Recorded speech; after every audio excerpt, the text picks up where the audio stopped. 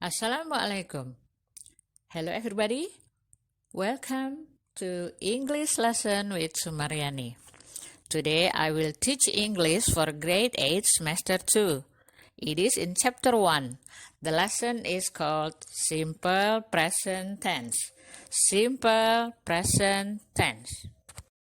Simple present tense is one of many tenses in English. As we know that there are more than 10 tenses in English, and simple present tense is the simplest one. That's why they call it simple present tense. Simple present tense usually taught in the beginning before we study other tenses. In bahasa Indonesia, tenses means perubahan waktu. Perubahan waktu means the changing of time from present into past tense, into future, into present perfect, into past perfect, into present continuous. So they change. The time changes and also the form of sentences also change. Okay, now we continue the lesson about simple present tense. The meaning of simple present tense in bahasa Indonesia is waktu sekarang ya. Artinya dia bukan waktu lampau, bukan waktu yang sedang berlangsung, juga bukan waktu yang akan datang. Waktu sekarang. Kalau digambar dalam sebuah grafik, dia dibikin dengan sebuah grafik vertikal. Yang di depannya itu ada panah menuju ke arah kanan yang menunjukkan waktu akan datang. Kemudian ada panah menuju ke arah kiri yang menunjukkan waktu lampau. Tapi dia memotong kedua panah kiri kanan itu dan dia tegak lurus 90 derajat memotong panah kiri dan kanan dan dia tegak lurus. Itu digambarkan sebagai sebuah waktu sekarang. Artinya dia di tengah dari waktu akan datang dan waktu yang lampau. Maka di tengahnya itulah disebut dengan waktu sekarang atau simple present tense. Pada pelajaran simple present tense, there is a formulation or pattern yang biasanya dikenal dengan pattern seperti yang ada di slide ini, yaitu S yang menunjukkan singkatan dari subject, kemudian verb, kemudian diikuti objek kalau ada, kemudian diikuti dengan adverb, keterangan kalau ada. Kalau bahasa Indonesia setara dengan pola kalimat SPOK, subjek, predikat, objek, dan keterangan. Itu setara dengan ini ya, S-nya tuh subjek. Verb itu sama dengan predikat. Objek, kemudian adverb. Adverb itu sama dengan keterangan. Jadi pola subject, verb, object, adverb itu setara dengan SPOK dalam pelajaran bahasa Indonesia. Nah, kalau kita beri kalimat-kalimat contohnya, maka you can see some examples here in the slide. Number 1, I cook breakfast on Sundays. Aktivitasnya ini aktivitas yang rutin. Dia terulang-ulang. Sini kita lihat dulu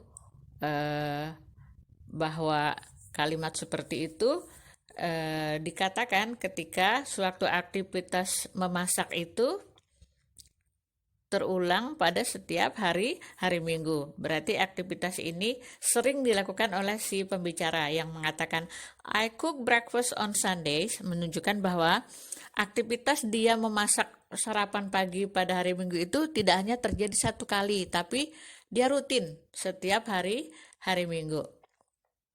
Jadi dia mengatakannya I cook breakfast on Sundays. Mungkin kalau tidak Sunday dia nggak masak sarapan pagi karena mungkin dia bekerja. Jadi dia nggak sempat untuk masak sarapan. Tapi kalau Minggu dia rutin memasak sarapan pagi. Karenanya dia bilang I cook breakfast on Sundays. Sunday-nya pakai S menunjukkan bahwa itu tidak terjadi satu kali saja, tetapi berulang. Setiap hari Minggu dia masak sarapan pagi. That is example number 1. Now we continue with example number 2. She cooks breakfast every day. Nah, ini ada orang lain yang perempuan, karenanya diganti dengan subjek she, menunjukkan bahwa nomor 2 itu subjeknya seorang perempuan. She cooks breakfast every day. Kalimatnya tadi, she cooks breakfast every day. Dia itu kalau masak sarapannya setiap hari. Mungkin dia ibu rumah tangga, jadi dia bisa memasak masakan sarapan paginya setiap hari. Di sini kata kerjanya tadi cook berubah menjadi cooks yang ada ditambah s. Karena subjeknya she. She dalam bahasa Inggris dikenal sebagai orang ketiga tunggal atau the third person singular, orang ketiga tunggal. Dalam bahasa Inggris itu mengenal kelompok subjek dari kelompok orang ketiga tunggal. Yang lainnya ada kelompok bukan orang ketiga tunggal. Nah, dalam simple present ini kita dikenakan dengan dua kelompok tersebut, yaitu kelompok orang ketiga tunggal, she, he, dan it, dan kelompok bukan orang ketiga tunggal, yaitu I, you, they, we. Di situ ada, kita lihat pada slide berikutnya, coba kita cek. Nah, ini menunjukkan bahwa pembagian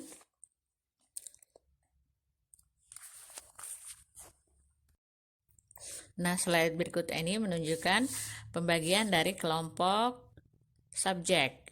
Yang tadi sudah disebutkan sebelumnya bahwa kelompok ini dibagi menjadi dua, yaitu golongan third person singular, she, he, dan it, dan kelompok berikutnya disebut dengan kelompok yang non-third person singular.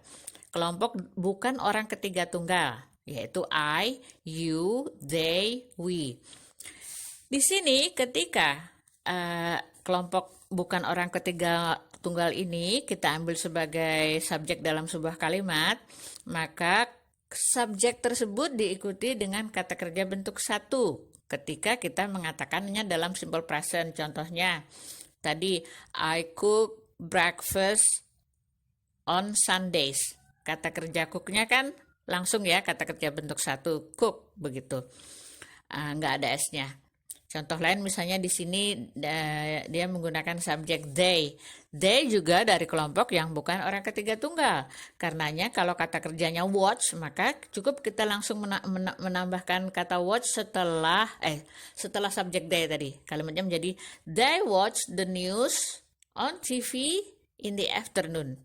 Kata watch-nya itu polos saja, nggak usah tambah S. Karena baik I atau they itu kedua-duanya dari kelompok yang bukan orang bukan orang ketiga tunggal. Tapi akan berubah, akan bertambah, kata kerjanya itu ditambah S atau S ketika kita mengambil subjek dari kelompok yang orang ketiga tunggal. Yaitu apakah kita menggunakan she, atau kita menggunakan he, atau kita menggunakan it, maka kata kerjanya seperti tampak pada slide ini harus ditambahkan dengan S atau ES. Kalau kata kerja watch tadi kita ambil, maka ketika subjeknya he, watch-nya ditambah dengan es, menjadi watches. Kalimatnya menjadi he watches the news on TV in the evening. He watches, kata watch-nya ditambah dengan es.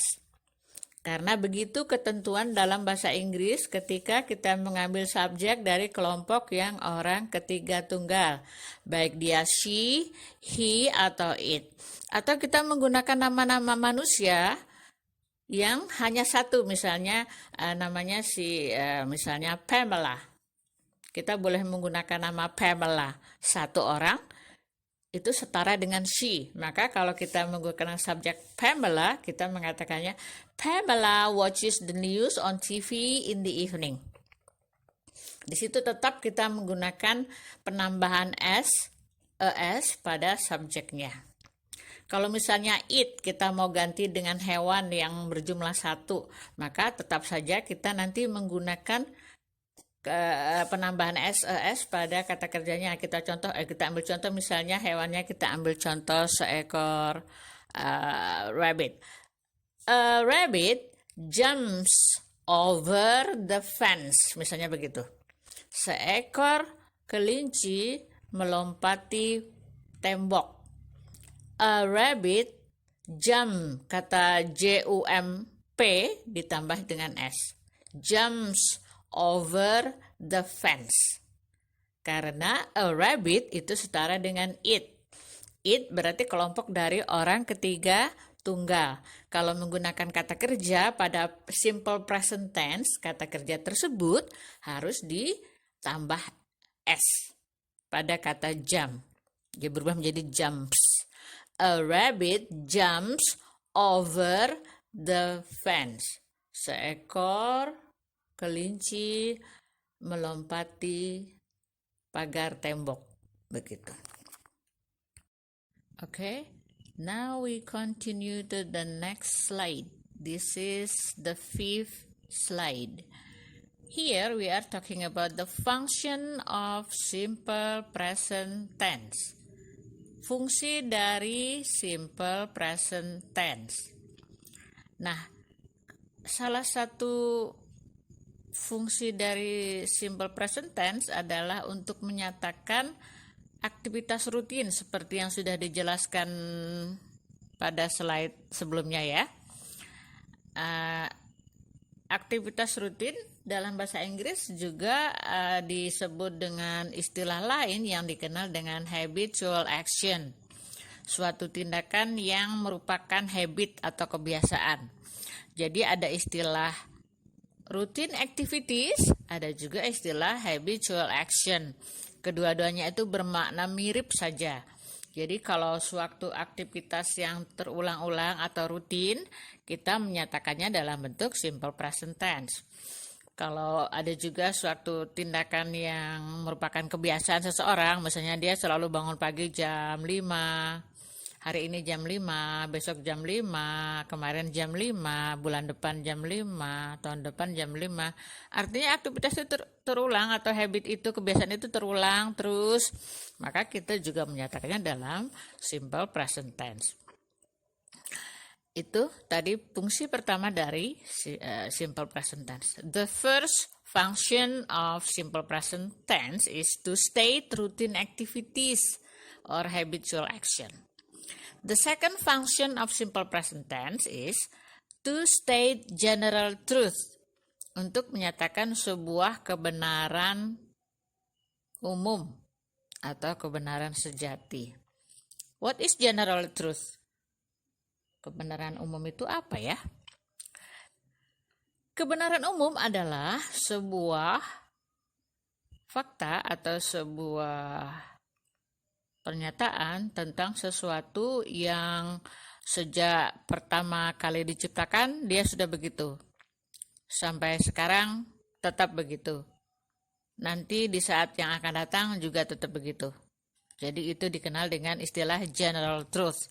Ketika ingin menyatakan sebuah general truth dalam bahasa Inggris, kita menggunakan tenses yang berbentuk simple present tense. Contohnya di sini ada beberapa kalimat yang in blue color.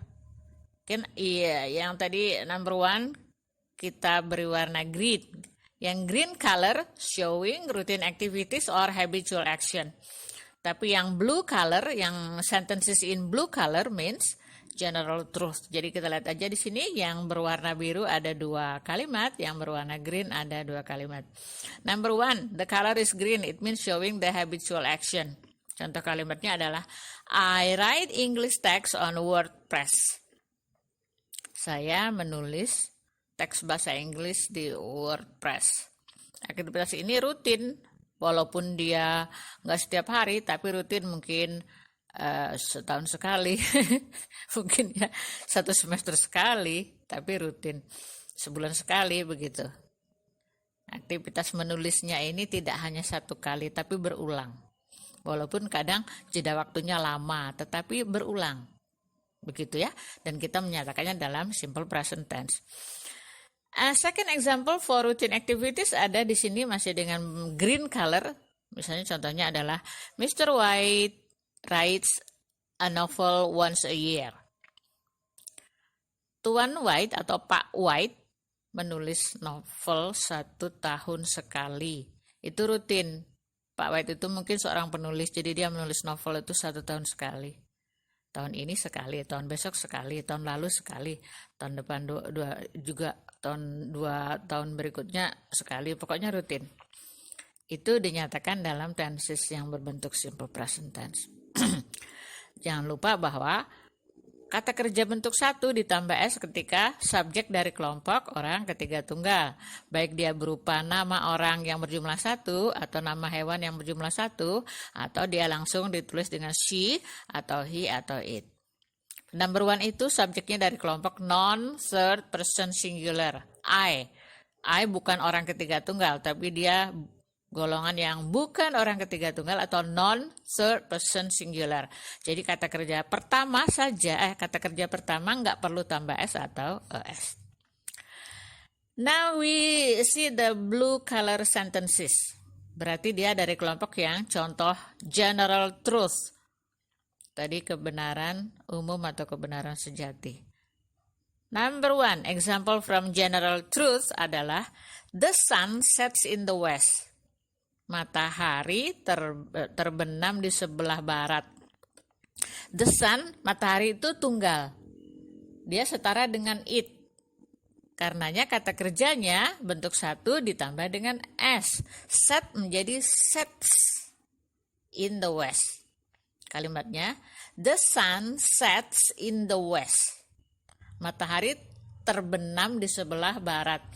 Aktivitas itu rutin, setiap hari terjadi seperti itu. Sejak zaman diciptakan matahari dia sudah terbenam di sebelah barat. Hari ini begitu, besok begitu, tahun depan begitu, insya Allah begitu ya. Kecuali nanti hari kiamat itu sudah beda urusan kalau pengecualian ya. Kita bicara hal-hal yang sifatnya umum.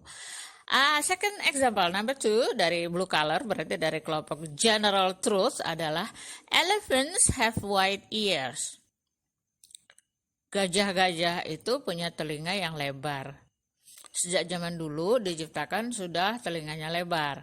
Kemarin juga telinganya lebar. Hari ini juga telinganya tetap lebar. Besok juga telinga gajah itu tetap lebar. Nah, untuk yang seperti itu konteksnya disebut dengan general truth dan dinyatakan dalam tenses yang berbentuk simple present tense. Begitu. Itu untuk slide number 5 ya. Well everyone, I think we have to have a little break for this lesson because discussion of simple present tense is a long discussion. So if we put it all at once, then it might take more than 1 hour. That's why I have to have a break, cut off this lesson here, and you have to do some task in the 6th slide. It is a simple task dealing with the previous explanation that I have taught you. Thank you.